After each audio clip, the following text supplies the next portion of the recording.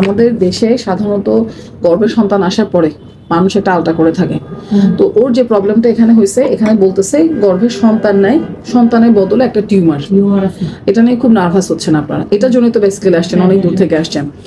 তো আমরা আপনাকে যেটা বুঝাবো সেটা হচ্ছে যখন গর্ভে সন্তান আসে তখন একটা ফুল থাকে যেটাকে আমরা প্লাসেন্টা বা গর্ভফুল বলে থাকি। কিন্তু অনেক সময় দেখা যাচ্ছে মার মাসিকটা বন্ধ, কেমন সে ভাবছে সে গর্ভবতী, কিন্তু আলটা করে দেখা গেল সেখানে বাচ্চা নাই, বাচ্চার জায়গায় একটা টিউমার। আসলে সে কিন্তু গর্ভের সন্তান তার আসছিল, কিন্তু বিভিন্ন কারণে, এটা কতগুলো কারণ থাকে, দেখা গেল যে ওই জায়গাটাতে মার প্রেগনেন্সি টেস্টও পজিটিভ চলে আসছিল, বা ধরেন সে মাসিকটা বন্ধ ছিল, তার পেটটাও বড় হচ্ছিল, এবং তার রক্তের মধ্যে বিটা-এসিজি বলে একটা ব্যাপার আছে যেটাতে বোঝা যায় যে সে গর্ভবতী, কিন্তু সেই গর্ভফুলটার মধ্যে একটা পরিবর্তন হয়ে গেছে, যে পরিবর্তনের কারণে ওই ফুলটা একটা টিউমারের রূপ নিছে। অনেক সময় এই টিউমারটার সাথে বাচ্চাটাও থাকে। আমি কি বুঝাতে পারছি? কিন্তু সে বাচ্চাটা সুস্থ বাচ্চা হয় না, বিকলাঙ্গ বাচ্চা হয়, এবং টিউমারটার কারণে বাচ্চাটা বেঁচে থাকে না। এটাকে আমরা বলে থাকি হাইডাটিফর্ম মোল বা মোলার প্রেগনেন্সি। মানে এটা এমন একটা জিনিস, একটা টিউমার সাথে একটা বাচ্চা, এবং সে বাচ্চাটা টিউমারটার কারণে দুর্বল হয় বা বাচ্চাটা তৈরি হতে পারতেছে না। এই টিউমারটা অবশ্যই ফেলে দিতে হবে, এবং বাচ্চাটাও মারা যায় পেটে। অনেক সময় দেখা যাচ্ছে এইসব রোগীদের কিভাবে আমাদের কাছে আসে, এবং ওকে জিজ্ঞেস করতে, তোমার থেকে কোনো ব্লিডিং হচ্ছে না? জোরে বলো, মাথা না ব্লিডিং হচ্ছে না, পেটে কোনো ব্যথা নাই, মাসিকের রাস্তায় কোনো সুতার মতো আঙ্গুরে দানার মতো কোনো কিছু গেছে? কোনো কিছু যায়নি, ও শুধু একটা আলট্রাসাউন্ড করে জানতে পারছে, তাই তো? আমাদের কাছে অনেক রোগী আসে প্রচন্ড ব্লিডিং শুরু হয়েছে, যেটা একটা ইমার্জেন্সি, ব্লিডিং হয়ে মা অজ্ঞান হয়ে যেতে পারে। আমি যে কারণে বারবার জিজ্ঞেস করছি বাসা কোথায়, রক্ত দেওয়ার লোক আছে কিনা। এবং অনেক সময় রোগীর মাসিকের রাস্তা দিয়ে, একটু খোলামেলা কথা বলতেছি বাবা, আঙ্গুরে দানার মতো সুতার মতো কি কি যে রোগী ভয় পায়, ঠিক আছে? এসব রোগীরা বলে যে প্রচন্ড ব্লিডিং হচ্ছে, একদম গর্ভবতীতে যা যা লক্ষণ সবকিছু থাকবে, কিন্তু বাকিতে এই ঝামেলাগুলো তৈরি হয়।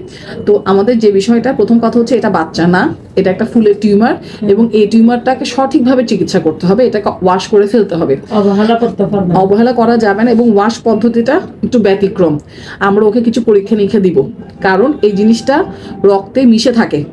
আমরা একটা বিটা-এসিজি বলে পরীক্ষা আছে, এটা প্রাথমিক লেভেল কত সেটা আমরা দেখতে হবে। এটা ওয়াশ করে ফেলার পরে ওইটা আমাকে পরীক্ষা করে করে দেখতে হবে, প্রতি সপ্তাহে ওই রক্ত পরীক্ষাটা করে দেখতে হবে যে ওইটা পরিমাণ শূন্যের নিচে নেমে আসছে কিনা। এবং আমি যখন বলবো যে ওইটা থেকে নিরাপদ, তারপর তার চিকিৎসাটা বন্ধ হবে। তাহলে আপনাকে প্রথম কথা হচ্ছে রোগটা নির্ণয় করাটা বড় কথা না, রোগের পরবর্তী চিকিৎসা ফলো আপটা অত্যন্ত গুরুত্বপূর্ণ। আপনি কি আমার কথাটা বুঝতেছেন? এই জন্য আপনাকে ডাকায় বসে আমি কথাগুলো বলতেছি। বেশিরভাগ রোগীরা যে ভুলটা করে, ডাক্তারের কাছে আসে বা আশেপাশে যে কোনো দোকানে গিয়ে, যে কোনো হাসপাতালে গিয়ে, প্রাইভেট হাসপাতালে গিয়ে ডিএনসি করে ফেলে, ওয়াশ করে ফেলে। প্লিজ এই ভুলটা করা যাবে না। ওয়াশ করার পরবর্তী চিকিৎসা যদি ভুল করেন, এটা ক্যান্সারের রূপ নিতে পারে, ঠিক আছে? এবং পরবর্তীতে কবে বাচ্চা নিতে পারবে না পারবে সেটা আমাদের থেকে পারমিশন নিয়ে তারপরে হবে। এবং এটার জন্য ওকে কিছু ওষুধ দিতে হবে, যেটা এই রোগটা সম্পূর্ণ ডিলিট করে দিবে, নিরাময় করে দিবে। এবং এটা যেখানে সেখানে ওয়াশ করা যাবে না, এটার কারণে জরায়ুটা খুব নরম হয়ে যায়, ওয়াশ করার সময় ব্লিডিং হতে পারে, জরায়ু ছিদ্র হয়ে যেতে পারে, কিছু জটিলতা, সব ওয়াশের তো জটিলতা থাকে। তবে এটা একটু বড় হাসপাতালে করতে হবে, সিনিয়র কাউকে দিয়ে করাতে হবে, রক্ত রেডি করে করতে হবে, সব আমি শিখাই দিব ইনশাল্লাহ। এবং রোগটা শুধুকে জরায়ুতে বসে আছে নাকি অন্য কোথাও ছড়াই গেছে, নিঃশ্বাসে ফুসফুসে গেছে কিনা, আমাদের কিছু প্রাথমিক পরীক্ষা আছে যেটা অবশ্যই ওয়াশ করার আগে করতে হবে, এবং ওয়াশ করার পরে এটা মিলাইতে হবে যে পরিবর্তনটা কতটুকু হয়েছে। যদি দেখি যে ঝুঁকিপূর্ণ না, ওকে আমরা দুই ভাগে ভাগ করি, একটা ঝুঁকিপূর্ণ রোগী, কম ঝুঁকিপূর্ণ রোগী। ঝুঁকিপূর্ণ রোগীকে বলি যে তুমি পাহাড়ে পাহাড়ে থাকতে হবে কমপক্ষে 2টা বছর, এবং তাকে কেমোথেরাপি দিতে হবে। কি থেরাপি দিতে হবে?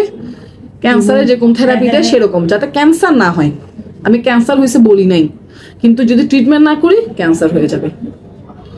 ভুল আপনি কি বুঝছেন? আপনাকে সব মানে আপনাকে পড়াই দিতেছি কথাগুলা, তাহলে আপনি আমার বিষয়টাকে সিরিয়াসলি নিতে হবে ভাই। হ্যাঁ, 3 নম্বর কথা হইতেছে, আমি যে পরীক্ষা নিরীক্ষাগুলো করতে হবে তা শিখাই দিব, কোথায় যেতে হবে, কি করতে হবে সব শিখাই দিব, এবং পরবর্তী চেক আপটা কিভাবে হবে, কবে বাচ্চা নিতে পারবেন, বাচ্চা নিলে এই রোগটা হবে কিনা সব বলে দিব।